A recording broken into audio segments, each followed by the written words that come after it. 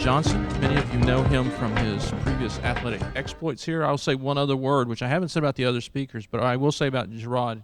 He really reflects the Aggie traditions and values that we have here. He stepped in only 3 weeks ago. We had one of our speakers that stepped out, and he was gracious enough to say, you know what, I'll take this challenge and I'll show up.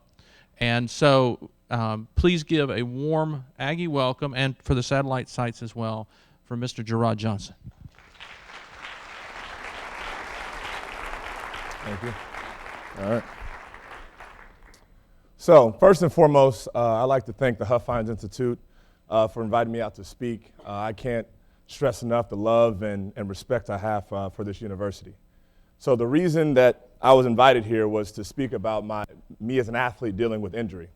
And there's some things that took place my senior year that has kind of led me to this point, which I'm going to kind of expand on. So to understand my story, what happened as a senior here at Texas A&M, you got to understand my past. So for me, baseball was the first sport that I was involved in. And I call it my first crush because it was my first understanding. It was my first experience in team sports. It was the first time I experienced winning, first time I experienced losing. It was the first thing that really got me excited to wake up in the morning. So with that, my parents saw my interest in it and devoted a lot of time and resources to that. So the majority of my life as a child was spent getting hitting and pitching lessons from some of the top people in the city of Houston. And so I was actually clinically and professionally trained to throw a baseball was the first thing I ever learned. And so that's kind of the start of my story. As I got older, I picked up basketball, I picked up football, and by the time I got to high school was when I realized that if I wanted to play college sports, I probably had a better chance at basketball and football than I did in baseball. Most people don't know this about me, but I actually received my first scholarship offer from Texas A&M as a sophomore in high school to play basketball. So I committed to A&M first to play basketball and then agreed to play football after that. Once I got here on campus at A&M, I played football and basketball until finally I decided that I was going to devote my time and attention to strictly just football. And for me, I didn't fall in love with the game of football until I stopped playing basketball, until my coach, who I finished my career with at A&M, Mike Sherman, came to coach at Texas A&M. For me, I fell in love with the game when Coach Sherman came because he brought an offense that was upper level. He was coming, he had coached, was the head coach for the Packers. At the time, he was the offensive coordinator for the Houston Texans. And so when he came and he kind of expressed his version of football, kind of I like to call graduate level football, I really fell in love with the game. And more than just the game of football, I fell in love with the quarterback position. To me, there's no tougher position to play in sports than the quarterback position. There's no other sport that's going to test you mentally, physically, emotionally like the quarterback position. So to be in shape physically, to throw, to run, to do those things, from a mental standpoint, the things that have asked of a quarterback to memorize hundreds of plays, the situations you have to go through in your mind, and from an emotional standpoint, you understand from the moment you step foot on campus, you are leading your team. You're the leader of your organization, you're the leader of your team, and if everybody knows how important football is here at Texas A&M, you're essentially the leader of your university, to a certain degree. So for me, I fell in love with everything the quarterback position had to offer. Now, as I went on to that, and as I figured out that I loved the position, for me, I realized I was a little late to the party. I realized that I was late to this whole quarterback thing. I spent my whole life getting baseball lessons and traveling around the country playing for the Houston Hoops, nationally renowned Nike basketball team. And I'm new to this football thing. I'm pretty big, I'm pretty strong, I'm pretty athletic. I'm okay at this, but I got to learn. And so for the first time for me, somebody talked about a throwing motion. Up until that point, I didn't know anything about a throwing motion. I just gripped the football and I ripped it. Grip it and rip it. That was my mindset. Put it in my hand, I'm going to make it do what it do. I'm going to get it to point A to point B. And so when I say a release point, all a release point is for a quarterback is from the time he decides to make a decision, he's throwing the ball, so the time your opposite hand comes off the football to the time it releases your hand, that's a release point. Now, to put it really simply, the longer your release point, the greater the margin of error is, okay? Because there's a thing called an arm slot, which your arm slot is the most optimal position to throw the football. So the longer it takes you to get to that arm slot, the greater there is a chance of you not getting to the right spot. The shorter it takes that arm to get to that arm spot, the less chance there are for you to make a mistake in your release to throw the ball how you want to throw it. So for me, I had a long release because I threw a football like a baseball. But I had kind of figured out through my athleticism how to kind of make that all work. So My first game I started at A&M, I was a sophomore, and during my sophomore year, I started the last 9 games of my redshirt sophomore season. After that, going into my junior year, I started all of our games as a junior, of which I went on to have, at that point in time, the best statistical year a quarterback had ever had at Texas A&M. And so for me, there was no greater feeling of knowing that all my hard work and everything had paid off, and I was finally about to reap the benefits. I finally get in that point. I was finally about to be able to have the opportunity to play professionally, and everything was happening the way it was supposed to. But for me, November 26, 2009, I'll never forget that night. One, it was the best game I ever played at A&M. It was my best statistical game. It was on national television against the number 2 ranked University of Texas team. But at the same time, at the end of that game was the first time in my life I'd ever felt pain in my throwing shoulder. So up until that point, my ability to throw is always what kind of separated me. I got my confidence from my ability to throw. And so after that game, I went and saw the doctors, and they told me that, you know what, you have some fray on your rotator cuff. At the time, I didn't know what that means. I still don't exactly know what exactly that means, but they said I had a partial tear in my rotator cuff, I had a partial tear in my labrum, and they're just going to clean it up, and everything will be fine. So me being the competitor that I was, my thought process was I have all these things that I need to get ready for my senior year. So I rushed back. In 2 months, I was back throwing again to throw. I wanted to get to our spring game. I did that. After the spring game, I spent the entire spring and summer traveling around the country doing the quarterback circuit that all quarterbacks do. There's the Manning camp, the Elite 11 camp, all these different things that you do trying to prepare for my senior year.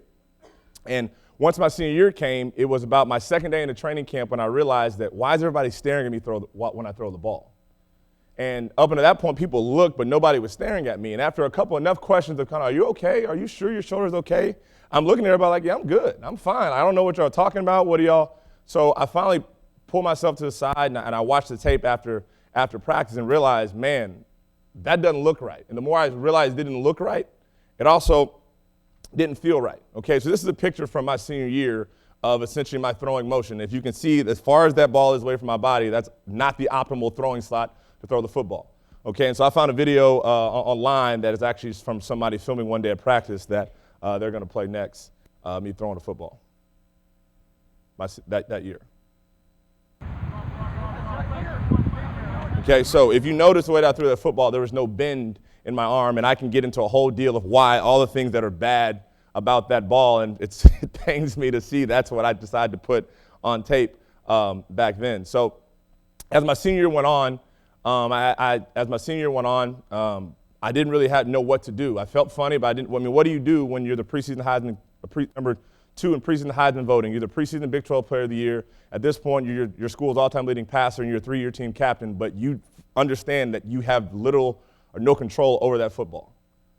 I tried to do what every athlete generally tried to do, and I tried to push through it, which for me led to the hardest year of my life. I experienced extreme failure because there was nothing that I could do to fix my situation. And the best way I can put it was I was lost. In front of national, there's no worse feeling than sitting on the turf on national television after turning the ball over 4 to 5 times and watching your team lose when all these expectations for yourself and everyone else were for you to do so well. So for me, I really struggled with that. So after that game, I ended up getting pulled, and I didn't play the last 6 games of my senior year. And that was something that was very hard for me to deal with, but as I look back on it, it is what it is. So Coach Sherman was very fortunate to send me to see Dr. James Andrews, who's one of the top orthopedic surgeons in the country, to trying to get an explanation because he couldn't really understand what exactly happened with my shoulder. How do I go from my greatest strength being throwing the ball to now that's kind of my greatest weakness? And so I go to see Dr. Andrews, and the first thing that he says to me, and he sees lots of patients, but the first thing he says to me is, so how much baseball have you played in your life? And for me, it was surprising to hear that. I'm like, how do you know that? And he said, well, son, I looked at your MRIs, and the makeup of your shoulder looks a lot more like my MLB baseball pitcher than does a football player. And the rehab that you need on your individual shoulder is twice as hard than most other football players due to your career or your history in throwing a baseball. Right now, your shoulder strength is at a 2, and it should be at a 5. And this was, timing-wise, it was some frustrating to hear post-senior year after my draft stock plummeted and I lost millions of dollars from the ways that my senior year went. So for me, after that point, it was a quest for searching for answers. I still had a dream to play professional football, and it was now how do I try to obtain that dream? So if you look at the picture on the left, that's me throwing at the combine. You can see how far that ball is away from my body, where my elbow's pointing. You can then see I went undrafted due to my throwing motion, and then I signed the Eagles. I was released after 2 weeks because, once again, I was throwing I was throwing beach balls. It wasn't a pretty thing to watch me throw a football. And so the next picture you see is a guy by the name of Kevin Murray, who was an Aggie legend, who played here, who knew my dad and my late father, Larry Johnson, and called me and said, look, I can get your throwing motion right. So I moved up to Dallas. I spent 8 weeks, and I pretty much relearned to throw a football from scratch, like a child would do. And honestly, I'm forever indebted to him because I learned how to throw a football. And it's crazy to think that up until that point, I never actually learned how to throw a football. I just did it off all natural ability. And once that injury kicked in, I no longer could do that. So I'm forever indebted to him for learning how to throw a football. So if you look at this picture right here, it just gives you a little, so the top left of my A&M jersey, that is me throwing my senior year. You can see where my elbow is pointing and where the ball is pointing. You can see me at the combine still doing the same thing. And finally see when I signed with the Pittsburgh Steelers after working with Kevin, you can see my arm slot, and that looks a lot more like what a football should look like coming out of a quarterback's hand. So for me, Mr. Murray gave me the opportunity to chase my dream, and I got several opportunities to play in the NFL. I got a chance to play for the Steelers, the Bears, the Seattle Seahawks, and as of late, the Baltimore Ravens, and as of a couple months ago, my last team I put on jersey for was the Cowboys. And so I'm thankful for that opportunity, but as I think back, it is one of those things to where my situation was time sensitive, and it hurts me, and it's something I got to live with for the rest of my life about the fact that when I needed that information most, it just wasn't there. And I don't blame anyone. I don't blame the doctors. I don't blame my coaches. I don't blame anyone. It was just a situation that no one really had the answers. Trust me, A&M gave me all the resources. They tried the best they could. My coaches tried the best they could. There just wasn't enough answers there at the time that I needed it. And, at this point, it is what it is. So for me, I asked myself, how did I get to this point? Which leads me to my personal crusade. And so I started my own business down in Houston called the Quarterback Club of Houston, where I specialize in giving quarterback training for kids, for everywhere from second graders all the way up to pro guys. And for me, my crusade is I never want a kid to play this position of quarterback that has tons of highs, but trust me, everybody knows from everybody plays Sunday morning quarterback at their house, there's a lot of lows playing quarterback too. There's a lot of fingers pointed, there's a lot of good, there's a lot of bad, there's so many things that come from it. For me, I don't ever want a quarterback that I work with to ever feel lost. I want them to have the answers to the test. I want them to at least know how, what, or when to fix the issues they got going on. So I never want them to feel lost, because there's no worse feeling for a quarterback or anything in any field of life than being lost, not having answers. So for me, as I sit and have this talk, and I've heard all these great speakers talk, and I've been thankful to be around them and to learn so much from them, I think that a huge part of what I believe in is education through exposure. I'm thankful to be exposed to this situation myself, because as a football player, as a coach, you don't get around these people at high-level academia that much. So I try to learn and think about as much as I can to take back with me to make me a better coach. And so I think back to Dr. Andrews and how did he know that I played baseball? He was exposed to so much. And so I challenge all of you, there's a lot of things going on in life right now that are bigger than this room. I challenge you all to expose yourself. There's no greater education than exposure. Expose yourself to things you don't know, and you can always bring that into your field. So for me, I try to, when I meet a client, when I meet a kid, I want to know everything about them prior to that point. What kind of music you listen to, what do you like to do for fun, and more importantly, what sports do you play? If I have a kid who played baseball, I can talk certain things with him. If I had a kid who played basketball, I can talk about release point and following through and finishing with your wrist. I can have that conversation with him. So, like I said, I really challenge you all to, as your perspective feels, to really try to expose yourself to as many different things as you can so that you can kind of bring it back into your situation. And so, finally, as I sit and I think about my purpose and kind of what gets me to sleep at night, I think about all the things that's happened to me and how I've gotten to this point. I'm almost thankful for it, because I'm a firm believer, and like the quote says on there, the purpose, God, how am I context? All right. The purpose of life is discovering your gift. The meaning of life is to give your gift away. And I think that the purpose of my life, the things I've been through, really gave me not only a story to tell, but I honestly feel that the things that I've been through is going to help the next generation. And I think I've been put on here to share my struggles that I now see as a gift with them, so that they don't have to go through the things that I did. So I'm thankful for this opportunity. I'm glad I could share my story with you guys. And as always, thanks and gig 'em.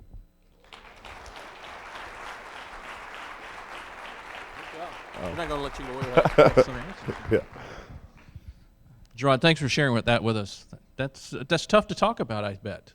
Yeah, it is, you know what I'm saying? But like I said, if somebody can learn something from it, and I'm kind of at peace with it all, and, you know, I think it all happened for a reason. So.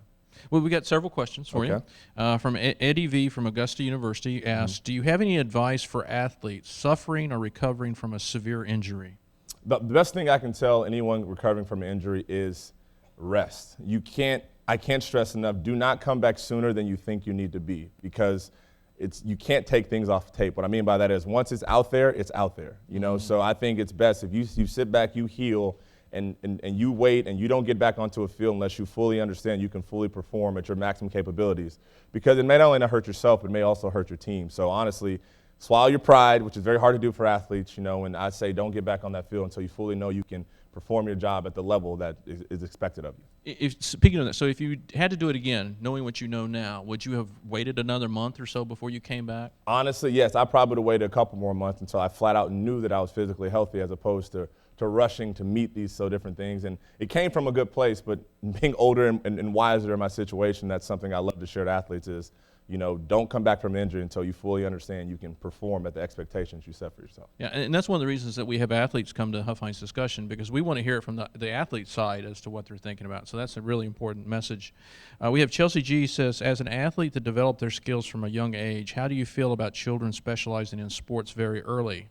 From your experiences, would you encourage diversifying kids in different technical sports? And we got that question from a couple other people as well. Yeah, so for me, I actually think I understand no matter how much I say I believe in diversifying sports, as someone who played football, basketball, and baseball all the way through my senior year, I think there's something to it. I think there's hitting a game-winning shot in basketball will help you hit a game-winning pass in football. I'm all for and not getting burnt out in the sport. But if you're ever so inclined to pick a sport, or your parent who believes differently, because there's people who believe differently, and I deal with them all the time with, you know, me doing the quarterback training, just make sure you mix structure with control, with play, if that makes sense. So for a younger kid especially, I think it's a good thing for him to learn that the proper techniques, the fundamentals, the right way to do something.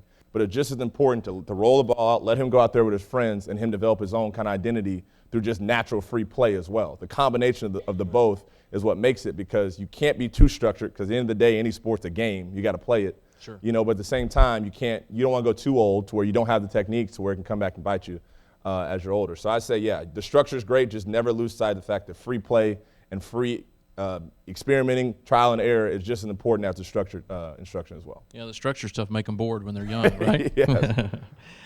We get this from Danielle. Would you say that recovering from your injury was more physically or mentally challenging? I honestly say it's both. And that's another reason why I say don't come back until you're fully healthy, because from a mental standpoint, I think mental health is also a huge deal.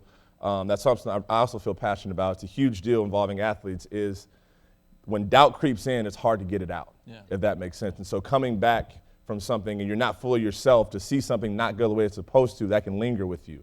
And half of having success in athletics is confidence and understanding. And so I think it's even. And honestly, the mental part is maybe harder because it's deeper than you have a reason why you physically can't run if you have an ankle or something. But when you have a mental block, I mean, that's way deeper than that. So I think it all kind of goes together, but I think they're about even with mental and physical issues. Thank you so much for being here. Always. We so enjoyed it. There you go.